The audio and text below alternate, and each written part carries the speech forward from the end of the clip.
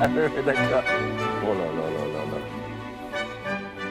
Bon, pour ceux qui habitaient la planète Mars, je vous signale qu'aujourd'hui, les Américains vont voter pour élire leur nouveau présidente. On verra ça demain matin, puisqu'il y a une émission spéciale dans Télématin. Mais alors, on va juste avec Anissa Arfaoui, qui s'intéresse à la télévision au-delà de nos frontières, s'intéresser précisément à cette campagne, à la télévision, pendant, c'était la dernière année, quoi. Oui, une bonne année. Ça a vampirisé tout ce que l'Amérique faisait au même moment, sur le plan télévisuel. Et je trouve que les médias américains ont une façon bien à eux de traiter la politique. Ça n'a rien à voir avec ce qui se passe chez nous. Hein. Ça n'a absolument rien à voir avec ce qui se passe chez nous, effectivement. Ils sont très différents. Et quelle est leur spécificité ? Eh bien, leur particularité, les médias américains, eh bien, c'est d'être partisans. C'est de prendre parti et d'afficher très clairement, très ouvertement chacune de leurs opinions politiques. Maintenant, soyons clairs. C'est-à-dire, ne soyons pas hypocrite. En France, nous avons quelques tendances, si vous voulez, quelques journaux de presse écrite ou quelques chaînes de télévision sont réputés avoir quelques couleurs. Mais la différence... Non, mais les journaux de la presse écrite en France, c'est affiché. Les chaînes de télévision, c'est plus ou moins dit.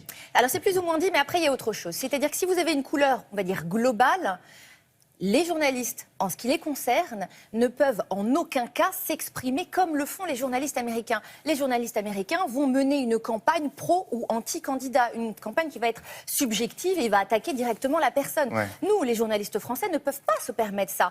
Ils restent dans les clous. Pourquoi ? Parce que nous avons des institutions, nous avons des lois et nous avons une déontologie qui nous oblige à respecter une neutralité au maximum, même s'il y a un courant global connu de près ou de loin concernant le groupe audiovisuel. Alors, s'il n'en est pas de même aux États-Unis, plusieurs questions se posent. Et la première, c'est depuis quand en est-il ainsi ? Alors, pour éclairer notre lanterne, nous avons rencontré Jim Bitterman, qui est le correspondant historique de CNN International basé à Paris.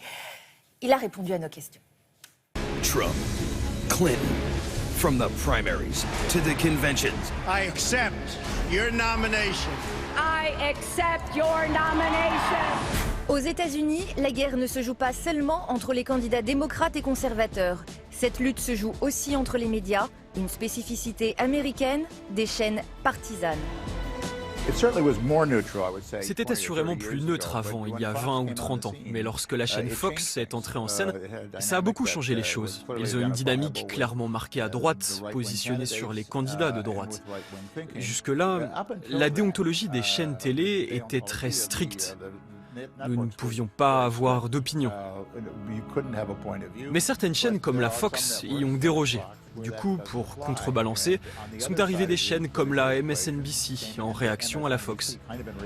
Et cela a changé le paysage audiovisuel sur plusieurs aspects. I got the chance to meet the people who are working so hard to get her elected. There they are. The heads of NBC, CBS, ABC. There's the New York Times right over there and the Washington Post. En France, un traitement médiatique égal pour tous les candidats est rigoureusement surveillé par le CSA. En est-il de même aux USA ? Où le temps de parole de chaque candidat est compté ? Non, rien de tout ça n'existe. C'est aux candidats eux-mêmes de se débrouiller pour passer à l'antenne. Et si vous jetez un œil à la couverture médiatique des candidats, vous verrez, c'est très déséquilibré. Particulièrement cette année, Monsieur Trump a fait tellement de sorties remarquées que les infos n'avaient d'autre choix que de se concentrer sur ce qu'il disait, ce qui a donné une visibilité moindre pour Hillary. I get criticized because I have lots of plans. I know, I hear it all the time. There she goes with another plan. Les candidats doivent trouver le moyen d'attirer l'attention, sinon personne n'entendra parler d'eux. Le risque, en privilégiant un candidat plus qu'un autre, n'est-il pas de manipuler l'esprit du téléspectateur ? Je pense que c'est un peu exagéré de parler de l'impact que les médias peuvent avoir. Je crois plutôt que les gens regardent la télévision et consultent les réseaux sociaux qui soutiennent leurs opinions, qui fondamentalement renforcent leurs convictions.